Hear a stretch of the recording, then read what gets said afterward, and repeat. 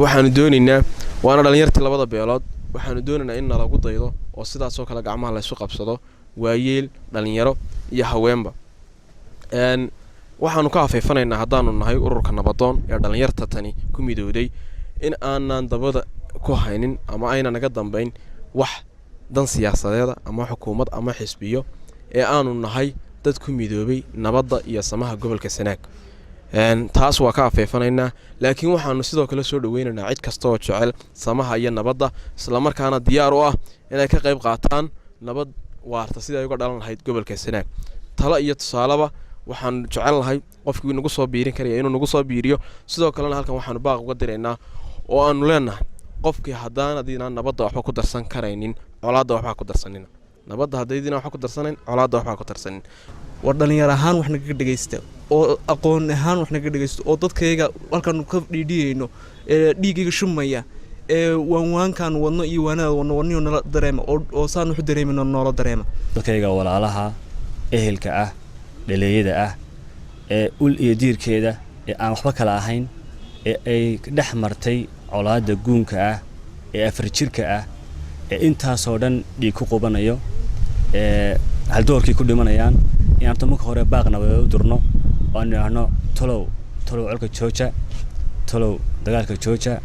dagaal wiil baa ku dhintay wiil kuma dhasho halkan waxaanu anagoo labadii darafba labadii dhinac ceelif weyn ee walaalaha ahaa deegaan wadaaga ahaa dan wadaaga ahaa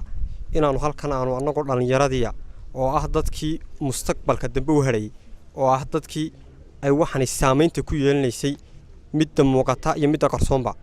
oo waxaanu jecel lahaa halkan inaanu dadka deegaankii jooga ee dhulkii jooga arrintan ay asiibtay dagaalka iyo qoriga sita inay nabadgelyada ay qaataan inaan xabadu ayna xal ahayn waxaanu ku koobanahay dhalinyarada ka soo jeeda gobolka Sanaag gaar ahaan Ceelfiin labada beelood ka kooban oo ku midoobay ururka la dhaho nabadoon si ay uga qayb qaataan nabadeynta Ceelfiin ee dadkooda ku dhig baxaya maatada isku leynaysa halka wax allaali waxay kala haystaan iyo waxay isku hayaan baan jirin ay loo kala adeegay baan oran karaa anagu haddaan nahay ururka nabadoon dhalinyarada labada beelood ka soo jeeda ee ku midoobay inaanu walaalahayo waxaan loo qaban karno aqli iyo tusaalaba inaanu ku darsano maanta aanu soo aragno haddaan nahay aanu labada beelood ka soo jeedno in maanta maalinteeda ay tahay oo maalintii dhalinyaradan ku midowday ururka nabadoon ee ka soo jeeda gobolka Sanaag gaar ahaan meesha colaadda iyo aafadu haraysay ee Ceelfiin ee ah labada beelood ee isku dhafan ee maskaxdooda iyo aqoontooda ku toojiyeen urur samaystaan waxaan ugu horeyn baaq nabadeed u direynaa beelaha walaalaha ee abtida ee isku gacalka iyo xigaalka ah ee isku ooda iyo isku deyrka ah ee colaadda sokeeyay haraysay